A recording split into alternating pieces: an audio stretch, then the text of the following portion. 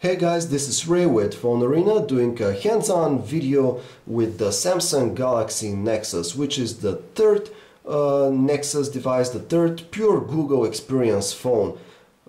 This one is actually not in the Nexus series, it's more like a Galaxy phone by Samsung, but it's still a Nexus device. The thing about these Nexus smartphones is that they usually bring the latest Android operating system in its pure form without being altered by any user interfaces or software created by manufacturers or carriers.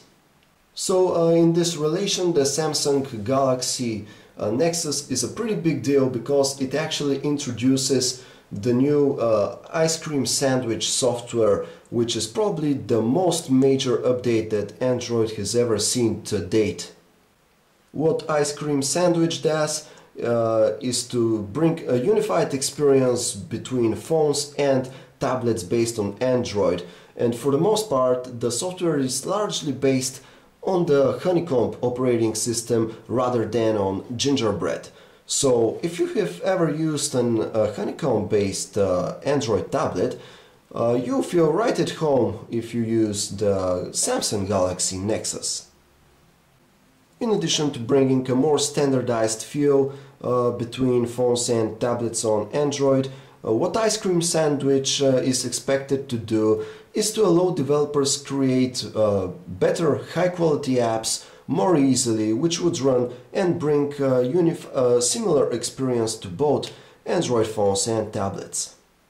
So what we have here is a prototype version of the Samsung Galaxy Nexus, but we can still appreciate its HD Super AMOLED display with a resolution of 720 by 1280 pixels. The screen size is really big at 4.65 inches, but we're happy to say that the device is not overly big, it's not uncomfortable to hold, at least for today's standards, and it's only marginally larger than a handset like the Samsung Galaxy S2. So we're really happy with this display. It has all the good stuff that comes with AMOLED screens, like completely black colors, very deep contrast levels, ultra saturated colors, and in addition to that it has this wonderful pixel density thanks to the HD resolution, which makes even small and fine details and smaller text very easily readable. We do see a few issues with the display. For example, it looks a bit yellowish to us, but still we have to remind you that this is a prototype version, so this is all subject to change until we get to play with the final retail unit of the device. So what can we say about the design of the Samsung Galaxy Nexus? Well, first of all, you sure have noticed that it has this completely clean front side, which looks really attractive because it doesn't even have the capacitive touch keys here at the bottom used for navigation on other Android handsets. This is because with Ice Cream Sandwich they're now part of the interface, as in Honeycomb based tablets. The backside of the device features the so-called HyperSkin texture, which provides for a nice grip, and it feels pretty good to the touch. But still, this is all plastic. The Galaxy Nexus is still built entirely of plastic, which makes it feel, well, it doesn't feel cheap and it's not flimsy, but you know, it doesn't have that premium feel with more expensive and higher quality materials used in handsets like the Droid Razr, for example.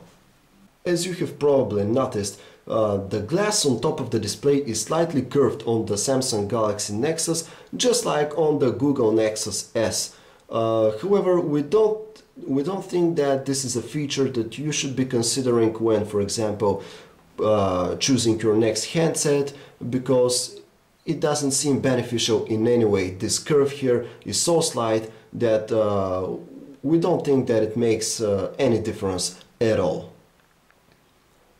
One of the most interesting new features in the Samsung Galaxy Nexus is the brand new ice cream sandwich platform, which is actually brand new when it comes to phones because, as we said, it's built on top of Honeycomb. We do feel that ice cream sandwich is a pretty good thing happening to Android right now because, as we said, it would bring a unified experience among phones and tablets, and it also brings a ton of new useful features for users as well as for developers, which would help them develop better apps more easily. Unfortunately, our prototype unit is running a very early build of the ice cream sandwich software, but we can already see how successfully has Google transferred the Honeycomb experience to phones with ice cream sandwich. And here are the new navigation keys, which are now, as you can see here, part of the interface itself. Of course, with other phones like the Droid Razr, which will first run on Gingerbread, these keys will probably be absent from the interface and will be, and instead of them, you have to use the capacitive touch keys, which are already available. We really like how Google has implemented the multitasking functionality. Like in Honeycomb, you just press this key here and there are all of your open apps right now. Here is the browser here. It runs very smooth, although this is a very early unit.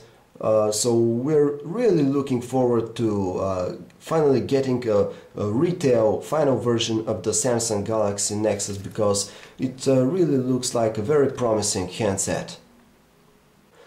Of course, don't think that this is the ultimate killer handset because it has its own gripes, like the mediocre materials that have been used in its build, for example.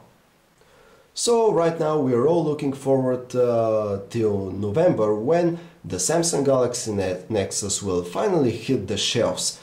Until then, you can stay tuned for our video preview, which will come pretty soon. This was a hands-on look at the Samsung Galaxy Nexus by PhoneArena.com.